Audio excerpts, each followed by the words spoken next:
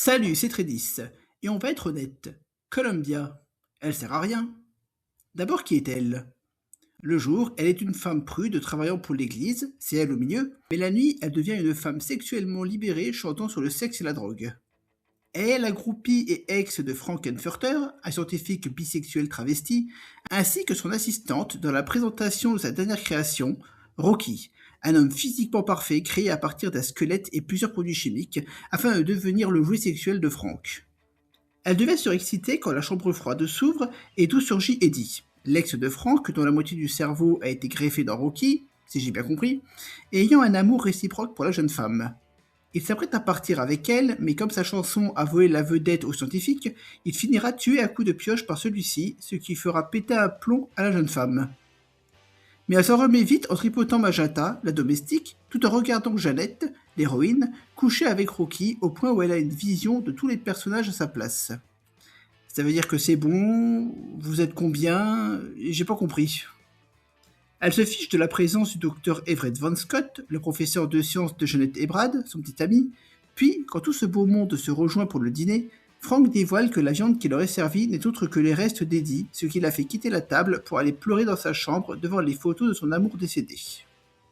Pour se venger de nos héros, il les change en statues de pierre nues, tandis que Columbia pousse une gueulante contre Frank sur le fait qu'il l'a laissé tomber pour Eddie puis pour Rocky alors qu'elle l'aimait, que c'est qu'une sangsue qui pompe l'amour de tout le monde et qu'il doit maintenant choisir entre elle et sa créature.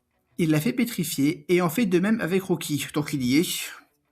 Il la défige pour la faire participer à son show, s'ensuit une séance de galochage dans la piscine pour finir par une danse endiablée interrompue par Riffraff, le domestique, et Majata qui veulent le tuer parce que son mode de vie est trop extrême et dangereux, mais surtout pour retourner sur leur planète. Parce que oui, les antagonistes sont des aliens très portés sur le cul. Frank pousse la chansonnette pour tenter de sauver sa peau mais échoue. Devant son exécution imminente, Columbia pousse un cri qui lui vaut d'être abattue la première. Voici un résumé du personnage.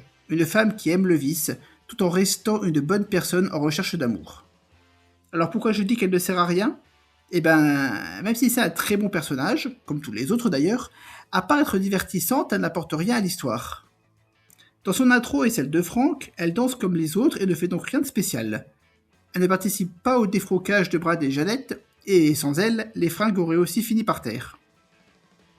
Dans le labo, elle lève le drap, découpe les bandages de Rocky et huile le corps de celui-ci, mais Riffraff et Majata auraient très bien pu le faire.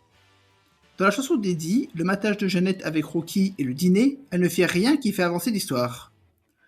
Columbia dit ses 4 vérités à Frank, mais ça n'a servi qu'à ce qu'elle et le blond soient pétrifiés, participent au show de Frank et se fassent tuer par Riffraff. Elle parce qu'elle a hurlé, et Rocky pour avoir voulu fuir avec le corps du scientifique. Non, je suis mauvaise langue. Si elle n'avait pas été là, Frank aurait pas pu être aussi bien éclairé, alors oui, elle est utile. Voilà mon avis sur ce personnage.